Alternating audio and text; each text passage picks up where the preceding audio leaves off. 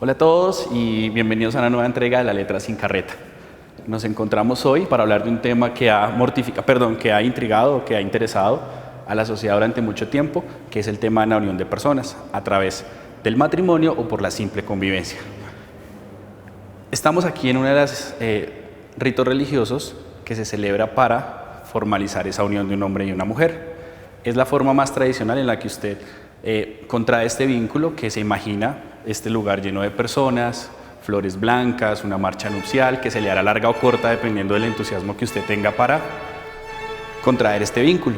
Y que llegando aquí en este momento se va a encontrar con un líder religioso que los va a unir en lo que se puede considerar en esta iglesia en un sacramento. Pero no vamos a hablar de eso porque nuestra intención no es oficiar un culto religioso de ninguna manera. Vamos a hablar es del vínculo jurídico que une esas dos personas una vez realizan el rito que sea.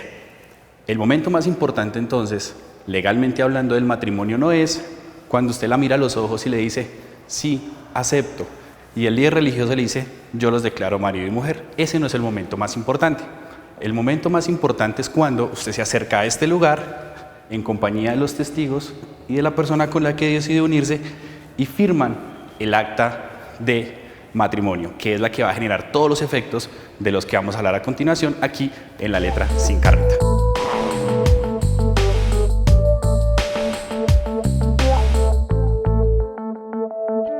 Bien, lo que nosotros acabamos de ver es la unión de las dos personas mediante un rito religioso, pero lo que el Estado ve es otra cosa totalmente diferente. Y ven esa unión, o cuando usted decide irse a vivir con otra persona, porque lo que ve es la génesis o el inicio de una familia.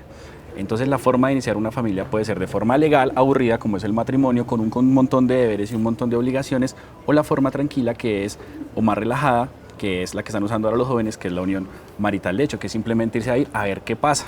Y la unión marital de hecho y el matrimonio comparten unos aspectos en común, pero también tienen unas grandes diferencias. Como dijimos que el matrimonio es un contrato, tiene una cantidad de obligaciones y deberes que usted debe conocer, pero no crea que porque es un contrato usted se va a sentar a negociar. Entonces no, pero es que ahí me dijeron que los contratos se negocian, entonces yo me voy a sentar a negociar con mi futura cónyuge, ¿qué? Que pues tengo que estar en la casa de lunes a jueves y el domingo y entonces me puedo no ir viernes y sábado, o que yo no puedo, tengo que hacer labores del hogar. No, a usted las obligaciones del matrimonio se las da la ley, y entre ellas están el socorro, la ayuda mutua y el acompañamiento y dirección del hogar. Por ser un contrato también es importante saber que puede terminarse, y como puede terminarse, hay que saber las consecuencias. El contrato de matrimonio se termina por dos razones. Una, porque sea nulo. ¿Qué quiere decir eso? Pues que nació mal, que no se cumplió con los ritos, que de pronto una de las personas no tenía la facultad o la capacidad para contraer matrimonio. Y la otra, que es la que genera los efectos más fuertes, es la forma del divorcio. Y el divorcio se da por el incumplimiento de alguna de las obligaciones por parte de los contrayentes. Esas causas de divorcio usted no se las puede inventar. Usted no puede decir desde el comienzo, no, es que es un contrato y entonces vamos a pactar las causas de divorcio. No, esas se las da la ley. Y entre ellas están, digamos de forma general, no las vamos a agotar todas aquí, la libre concurrencia de las partes, es decir, que se pongan de acuerdo para terminar esto por divorcio y cada uno por su lado y esto se acabó. La otra, que es poco frecuente, pero pues a veces pasa, que es las relaciones sexuales extramatrimoniales. Normalmente no suele ocurrir, pero esa es una causal fuerte de divorcio, como también lo es los vicios de la pareja, es decir, que sea alcohólico o que sea drogadicto, básicamente. Eso da lugar a unas consecuencias donde se rompe el vínculo matrimonial y tiene que decidirse qué hacer con los bienes que se obtuvieron durante ese tiempo. ¿Qué pasa con la unión marital? En la unión marital usted no tiene ese montón de obligaciones, ni existe la figura del divorcio, ni existe el tipo de que se rompan esas obligaciones o esos deberes tan estrechamente puestos en la ley. No, el tema es mucho más libre, pero si se acaba, tiene que saber que también hay unas consecuencias. ¿Cómo así? ¿Cómo así? O sea, usted me está hablando de obligaciones, me dirán ustedes, ¿qué es ese tema de obligaciones? ¿A qué se refiere usted con eso? Pues son los compromisos que asume la pareja al momento de unirse. Esos compromisos pueden ser de diversos tipos, pero básicamente, hablando de tema estrictamente legal, solo son dos compromisos. Uno es a nivel personal, que es los compromisos que usted adquiere con la otra persona para cuidarla, para protegerla, para ayudarla, para salir juntos adelante, y con sus hijos, en caso que los tengan, de darles apoyo, darles amor y ayudarles a su desarrollo personal. Y por otro lado, hay unos compromisos de tipo patrimonial. ¿Por qué? Porque usted puede llegar al matrimonio muy casto, muy puro, muy inmaculado, pero de los bolsillos. Es decir, que usted no tiene un peso, o que teniendo, usted teme que entrando en un matrimonio se va a acabar y se va a volver eso comunitario y va a ser de los dos. No, eso también hay que aclararlo, porque esos son lo que se denominan efectos económicos, obligaciones económicas o patrimoniales del matrimonio.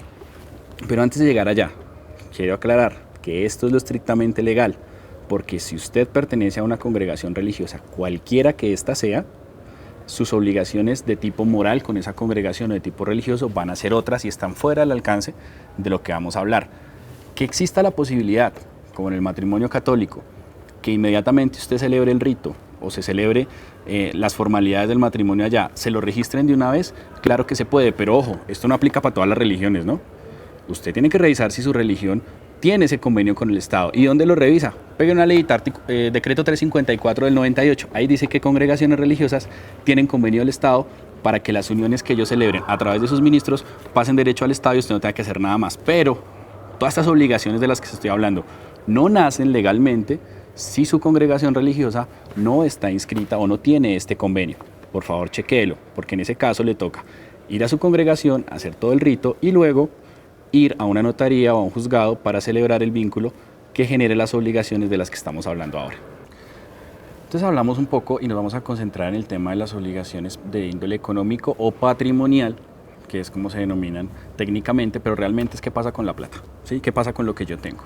¿Qué sucede cuando me caso? Que son las preguntas más frecuentes. Y sobre todo no qué pasa cuando me caso, sino cuando ya no quiero seguir casado, es decir, cuando quiero terminar con ese contrato. Pero vamos por partes. ¿Cuándo empieza? El matrimonio. Entonces, cuando usted empieza, como dijimos, usted puede llegar inmaculado de los bolsillos o puede traer sus bienes.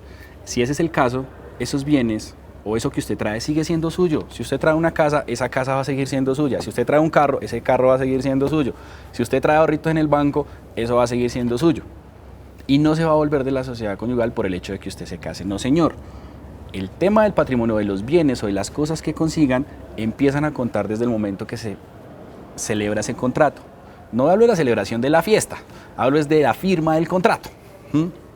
A partir de ahí los bienes que surjan son los que van a ser de la comunidad o de la sociedad conyugal, que es como técnicamente se dice, hasta que se termine. Y los frutos de los bienes que usted trajo, es decir, lo que rinda lo que usted trajo, si usted tiene un apartamento y lo ponen arriendo, esos frutos van a entrar a la sociedad conyugal, pero no el apartamento. Cosa que cuando termine la sociedad conyugal, usted sepa qué traía, cuánto le rindió eso y cuando vaya a salir, porque eso finalmente hay que verlo desde el punto de vista del negocio, y cuando va a salir, cuánto rindió, cómo rindió, me voy con mi apartamento, pero lo que dio durante ese tiempo es de los dos o es de los cónyuges, porque la ley establece que eso que se dio durante ese periodo de tiempo es 50% de los cónyuges y 50% del otro, o la mitad, que eso es exactamente lo mismo.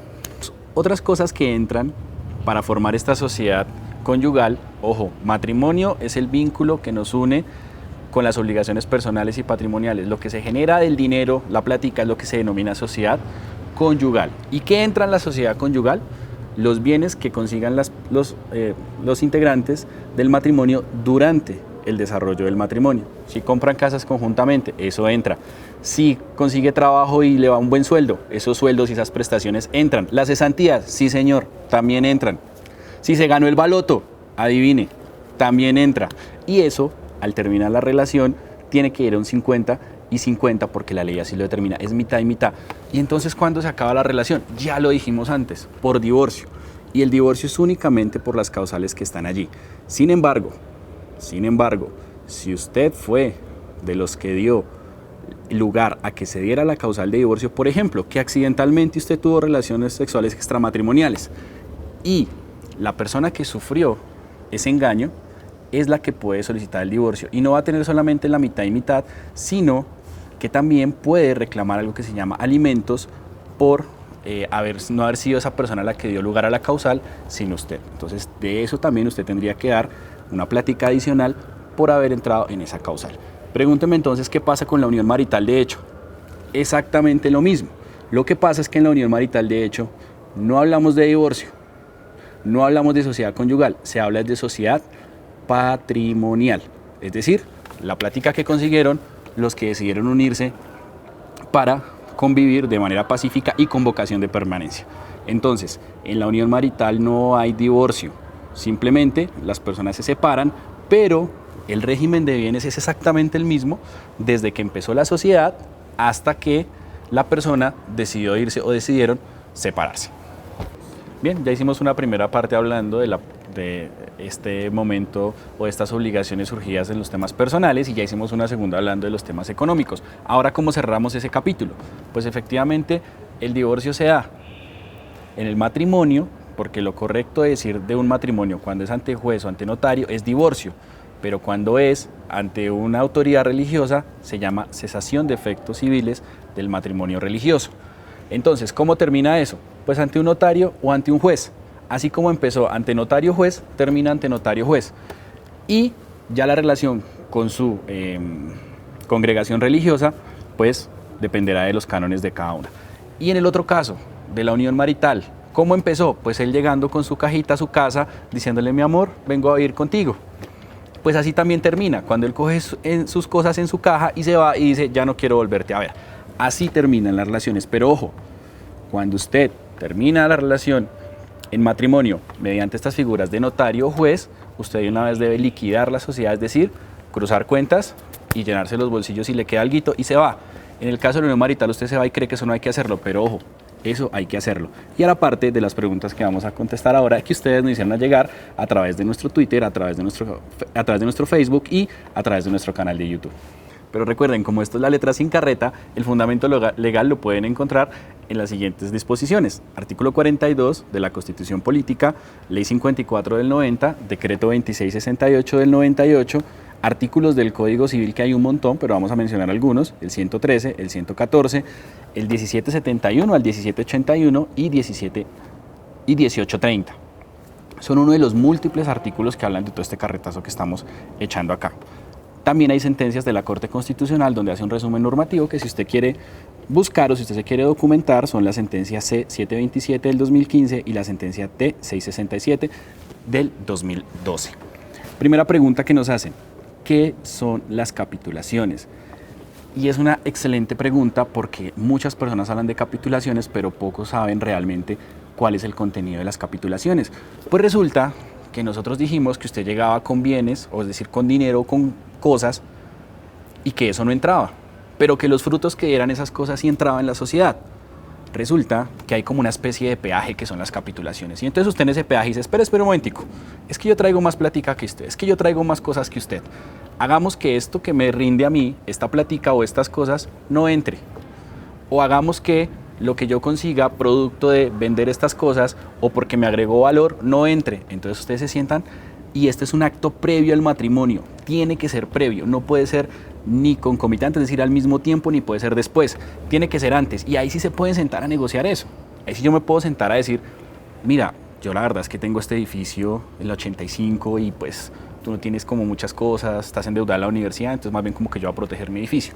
¿Sí? Uno puede decir ese tipo de cosas y que esas cosas no entren dentro de la sociedad conyugal en caso de matrimonio. En caso de unión marital eso no existe, ¿listo? Para que quede claro de una vez. Entonces las capitulaciones son eso, son las condiciones económicas que traen los cónyuges y que establecen para que más adelante, en dado caso, que se tenga que liquidar la sociedad conyugal, pues cada uno mantenga su propiedad no solamente sobre sus bienes, sino sobre lo que reciba o los rendimientos que reciba de ellos. ¿Es importante hacer capitulaciones? ¿Se sugiere hacer capitulaciones?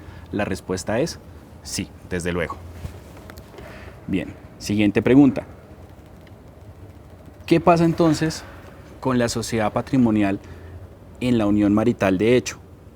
¿Cómo hacemos para dividir nuestros bienes en la unión libre? Bueno, la unión marital de hecho, unión libre, como llamamos la unión libre por hablar un lenguaje claro.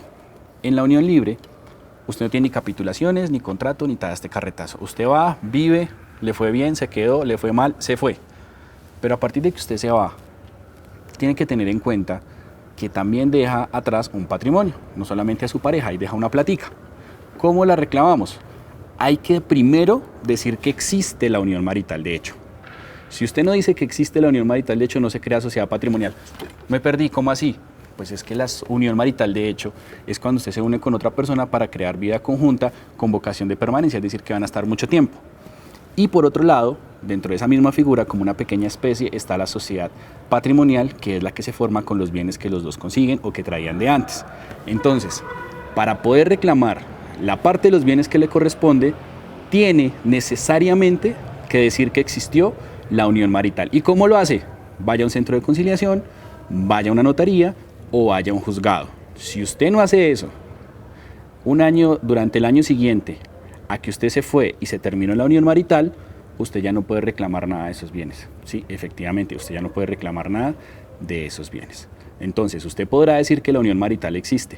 Y le dicen, sí, claro, ustedes vivieron juntos. Venga, y entonces ahora quiero reclamar mi parte. Y le van a decir, no, porque es que ya pasó el año. Entonces, pilas. ¿Cuánto tiempo tienen que estar viendo unión marital para que se pueda generarse bienes conjuntos? Muchos ya saben la respuesta, se la ratifico, 2 años.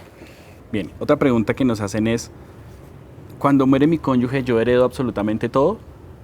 La respuesta de entrada les digo es no. De hecho, si hay hijos, el cónyuge, es decir, el esposo, ni siquiera es heredero. ¿Por qué? Porque los herederos, es decir, los descendientes, es decir, los hijos, desplazan a todos los demás. Y entonces, como cónyuge, ¿a qué tengo derecho? A que se liquide la sociedad, usted se quede con sus 50 de lo que consiguieron durante ese tiempo y los hijos se dividen el 50 que quedó del señor. Y a usted le queda un pedacito que se va a llamar porción conyugal, que es en caso de que lo que a usted le tocó de la liquidación o sus bienes no le den para vivir cómodamente como estaba viviendo con él, de los bienes que quedaron de él, se le dé un pedacito para que complete, para que usted viva cómodamente como solía vivir. Pilas, digamos, a especie de recorderis, como dicen los pelados. Si usted se casa por el solo hecho de contraer matrimonio, no quiere decir que usted es dueña del 50% de los bienes de él o de ella. Entonces, si usted no tiene nada y está arrancado y ella es dueña de un edificio y es dueña de una empresa y tiene todo el dinero, no se crea el cuento que echan por ahí en algunos programas diciendo, cásate con él, que tendrás el 50% de sus bienes. No, eso es carreta. Tendrá el 50% de lo que rindan durante ese tiempo, pero si piensa quedarse con la mitad de la empresa, si piensa quedarse con la mitad del edificio, de entrada le digo, eso no va a pasar, porque legalmente no existe. Tal vez en la imaginación de escritores y productores, tal vez sí, con el perdón de Javier, pero podría llegar a ocurrir. En la vida real eso no pasa, así que menos televisión, más información. Bien, si esperó hasta el final del video, se lo agradezco. Recuerde, esto es La Letra Sin Carreta. Mi nombre es Eduard Torres. Pueden seguirnos en nuestras redes sociales, a través de Facebook, a través de Twitter y a través de nuestro canal de YouTube. Y ya saben, propónganos temas para nuestro próximo programa, donde aclararemos más dudas y hablaremos de temas de interés sin tanta carreta. Gracias y hasta la próxima.